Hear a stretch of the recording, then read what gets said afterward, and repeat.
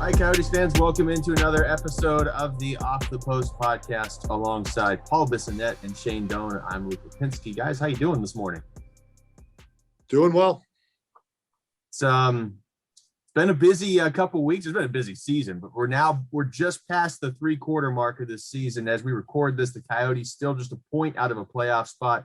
Trade deadline has passed, so let's start there.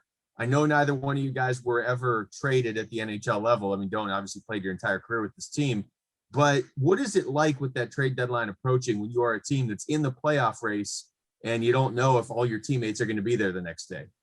Well, I was just looking back. I mean, when we were playing with the Coyotes, I'd say the most exciting deadline was the year we ended up picking up Stepniak and Wolski.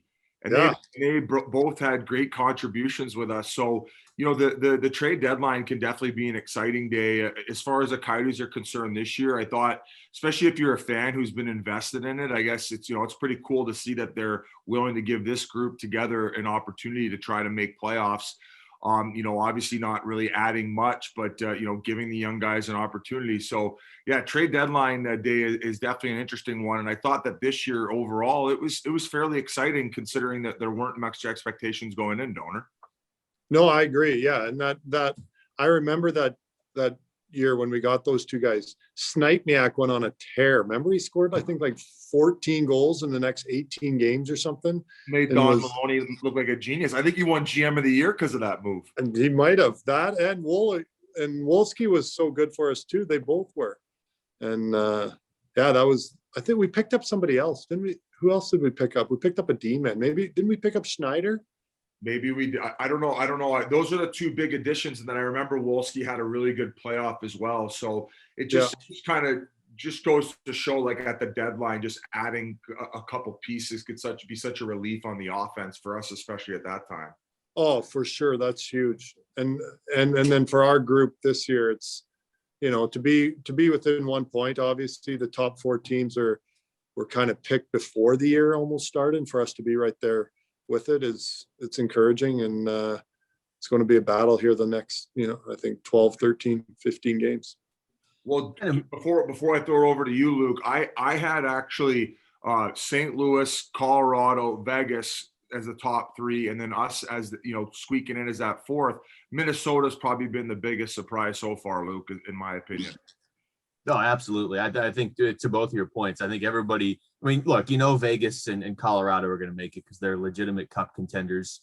I think we all thought St. Louis and then either the Coyotes or Minnesota, and Minnesota going on that run has complicated things. But look, we were talking about this last night in the press box. Coyotes have played 43 games. 14 of them have been against Colorado or Vegas. And when you consider they've done that for most of the season, minus the top two goalies too, it's remarkable they're still here. That's got to send a good message to the guys in that locker room that have kept them afloat, that from the front office, like, we believe in you guys. We want to see where you go, instead of just trying to trade guys away for a third-round pick.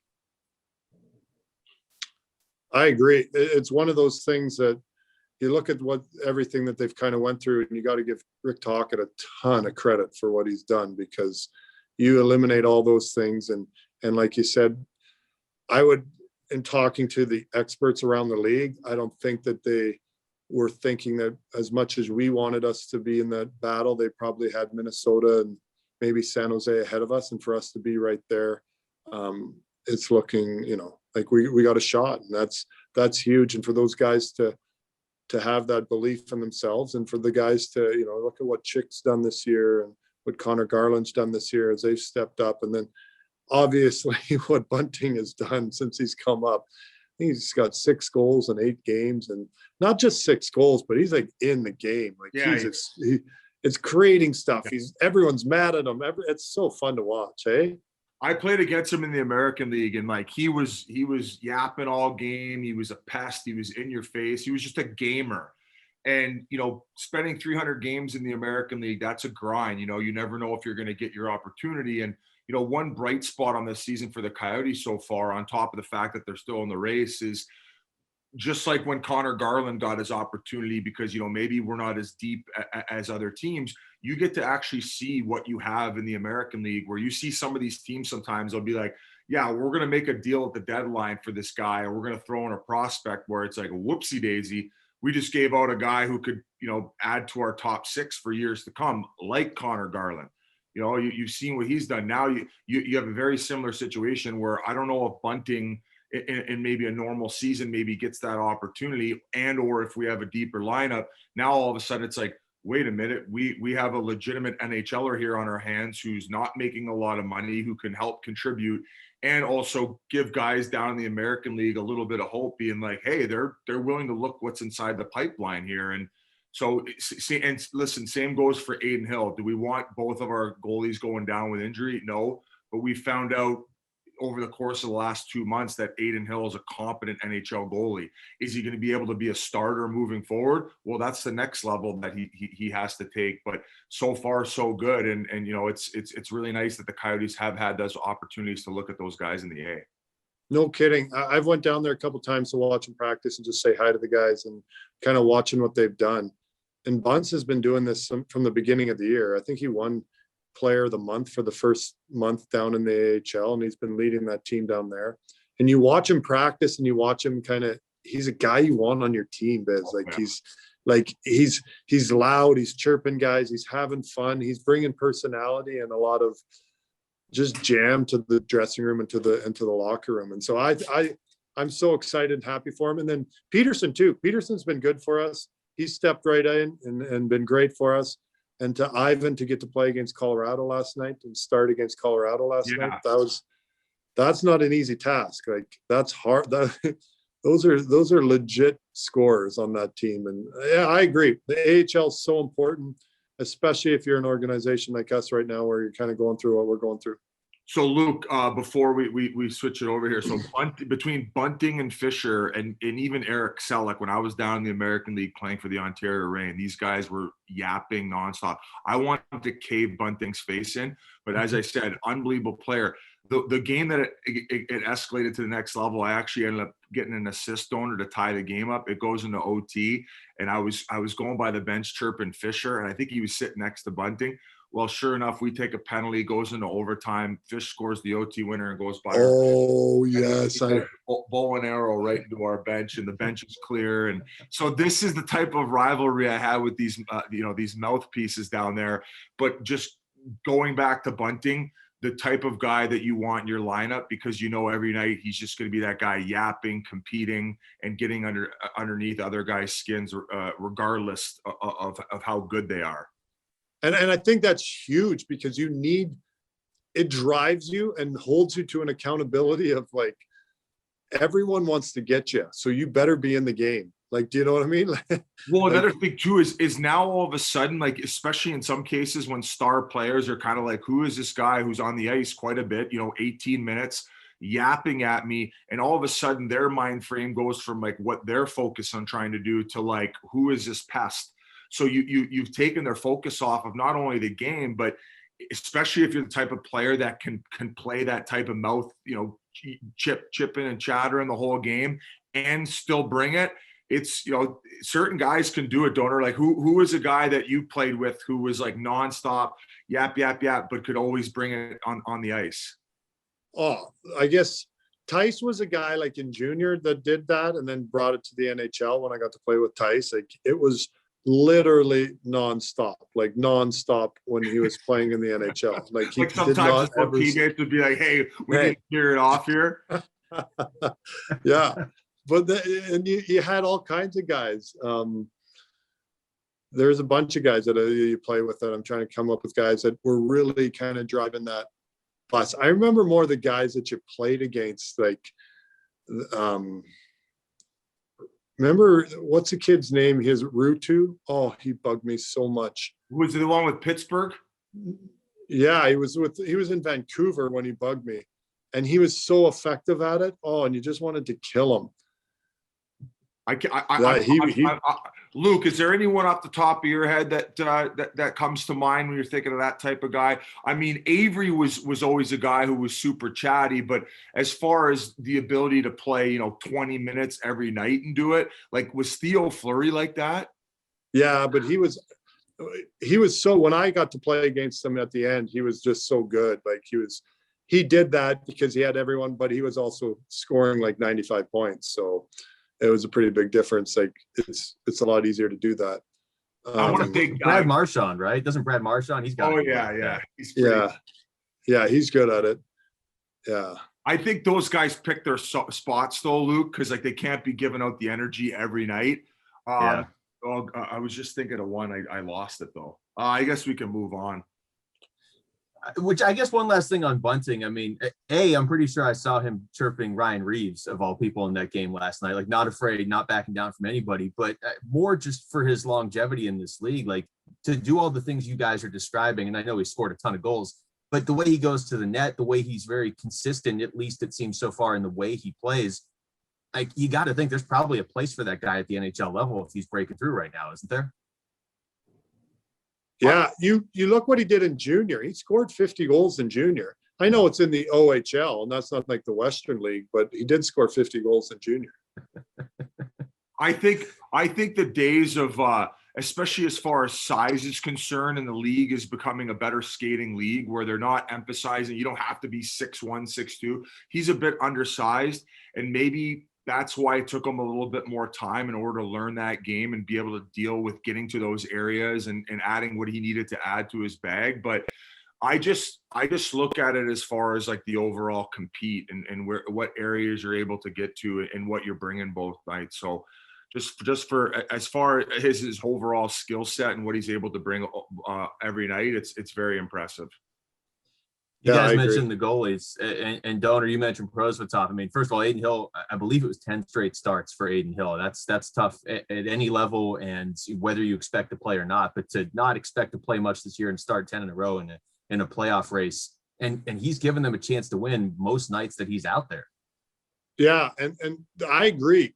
10 in a row after not playing for a year and a half.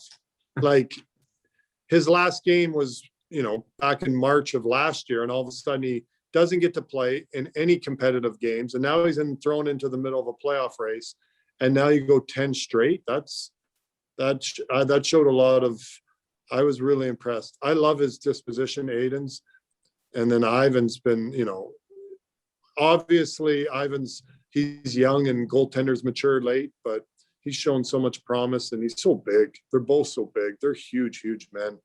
And it's been not too many teams would be doing okay if they had their 4-string goalie playing against Colorado. So that was pretty good.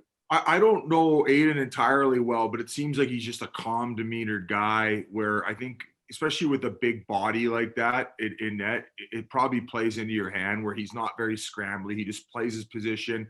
Even when he's on his knees, he's covering up high because of his size. So he kind of, clearly he's probably talked to Darcy Kemper a little bit and maybe the way that he handles himself, but it's just, it's great to see. And the fact that he went 10 in a row is banana lands. No kidding. He's a huge guy. Like it's probably the most encouraging thing about Hiller is he's gotten better every single year. Like he played some games when I was playing. Like he played games for us back 4 years ago, training camp. And he's just gotten better every single year. And talking to the guys that had him in junior, they said when he showed up as a 16-year-old, he was like 5'11" and couldn't save a puck no matter what.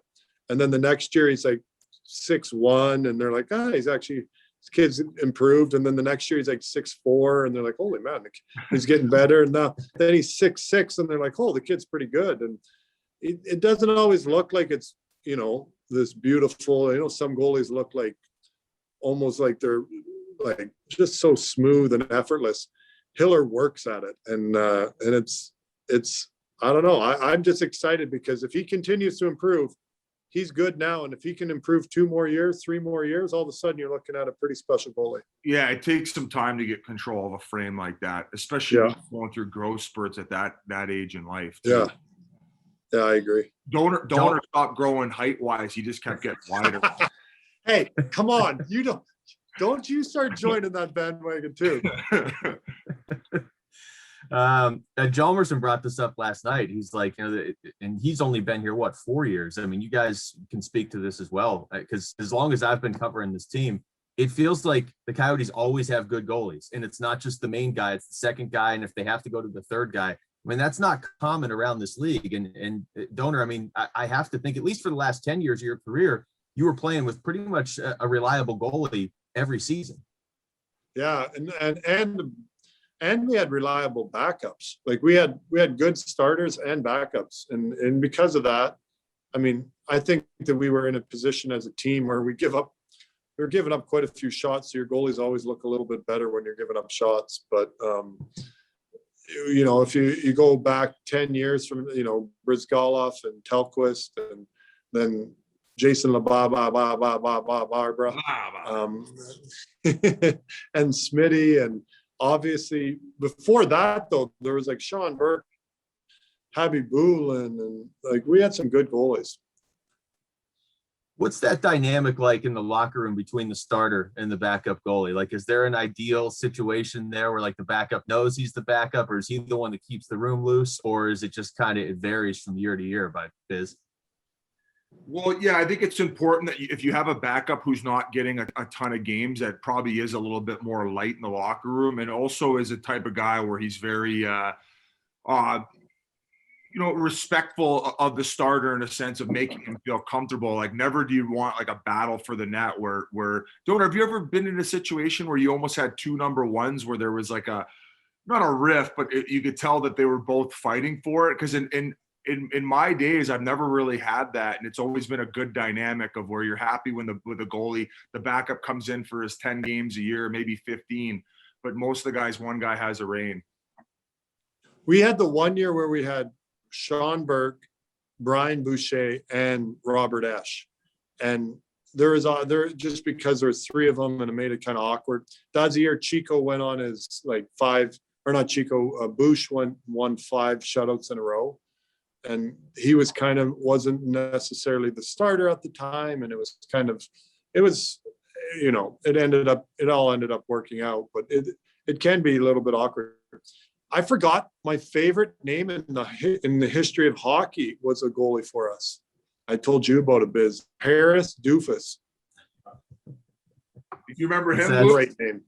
Yeah, well, I remember him because that's Todd Walsh. We have a running joke back and forth. That's like Walshy had him on the TV broadcast earlier this year, I think, right? I have his jersey, so I got his jersey. I've heard the legend. I never actually got, because he got into. Did he just get into one game, or he got into a couple games? He got into a few. I don't know how many he played that year, but he got into a couple. Yeah, it wasn't too many, but. And then we got Zach Burke. Remember Zach Burke? Yeah. He was. Yeah, I mean, yeah, I could go back through all the guys. We've had a ton of great guys. So. Well, we've got 13 games left this season. We've talked about how close the Coyotes are to the playoffs here. So, Biz, I'll start with you. I mean, what do you think it's going to take here down the stretch? St. Louis, at least on paper, has a tougher schedule, but as we've seen, there's not really any easy teams in this division anymore.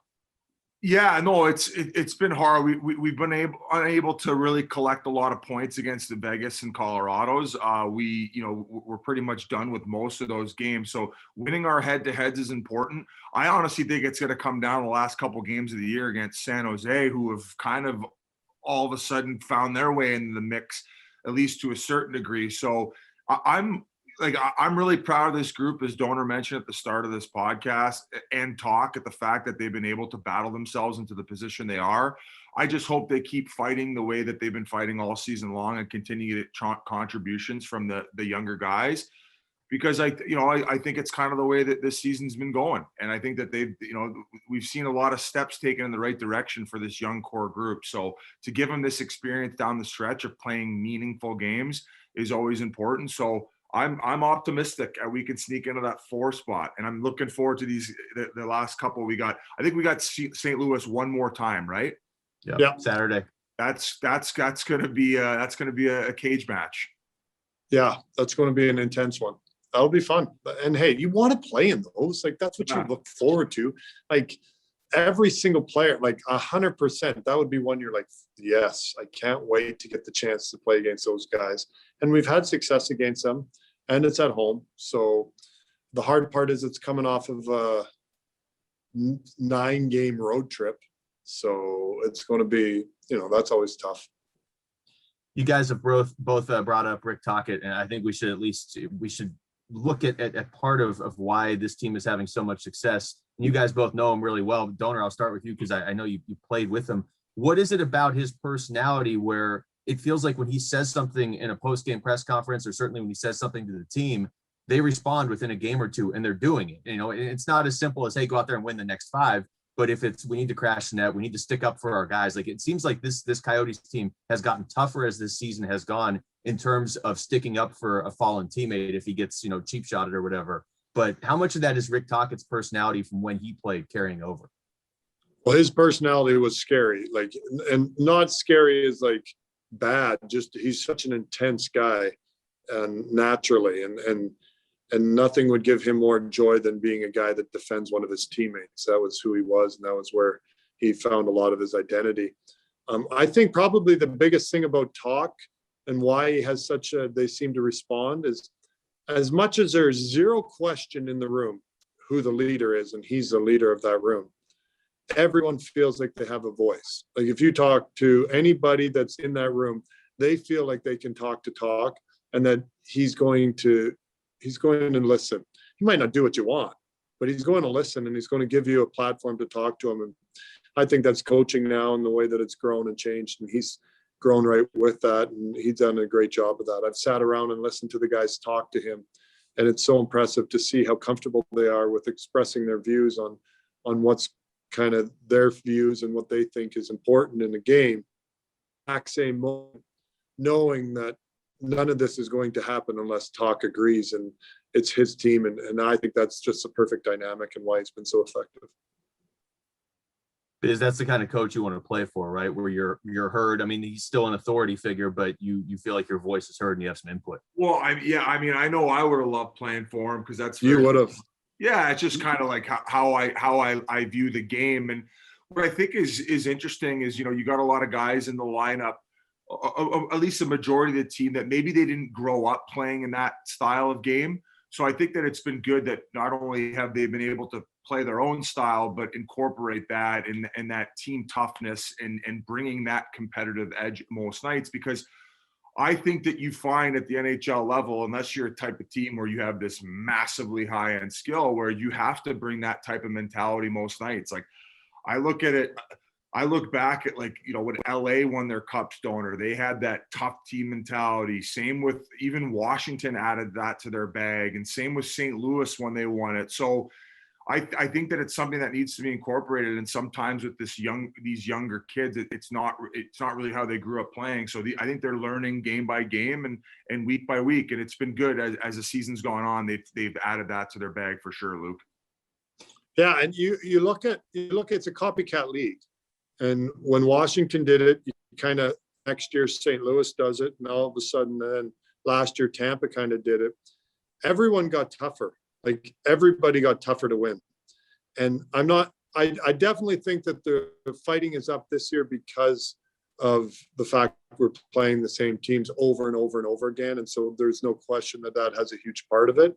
But I also think that there's an element that it's a copycat league, and the teams that were more physical and harder to play against seem to have more success in the playoffs. That's just the way it goes. And people would say, "Oh, Tampa, like look at the way they're built." It's like, okay, yeah, that's fine, but they weren't able to even get out of the first round. Who did they add? They added Bogosian, they added Shen, they added Patty Maroon. Just pure meat. And that's not any disrespect to those guys.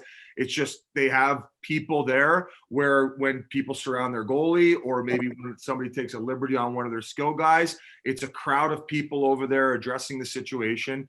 And that's just when I want to call their cup with the Manchester Monarchs. Anytime our goalie made a save, we would have 5 guys in front of them, and if anyone touched them, there would be a crowd of people, and it was just that boys club mentality. And I think that it eventually wears on other teams, especially if they don't have anything else to match that. Yeah, How's that? Because what's that? I was just going to say, how's that going to carry over when you get into a 7-game playoff series in the first round with a team you've already played 8 times? I mean, by the end, you're going to have seen this team 13, 14, 15 times. If it's already physical, how's that carrying over into the playoffs?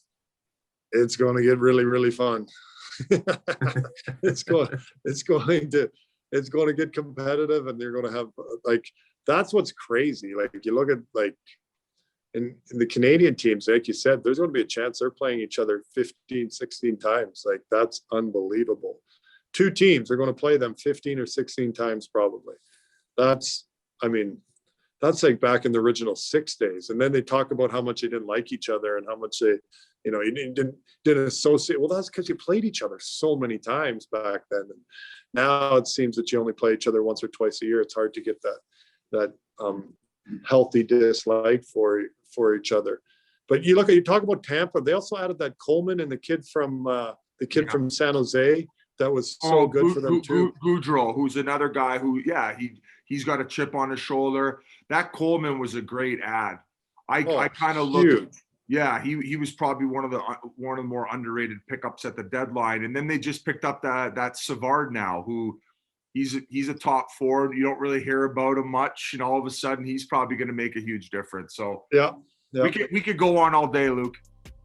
Well, it's going to be fun, boys. We'll do this again in a couple weeks, but I appreciate the time here. And we got 13 games left for the Coyotes in the regular season, hopefully a bunch more in the playoffs. So for Paul Bissonnette, for Shane Doan, I'm Luke Lipinski. Thanks for listening to the Off the Post podcast.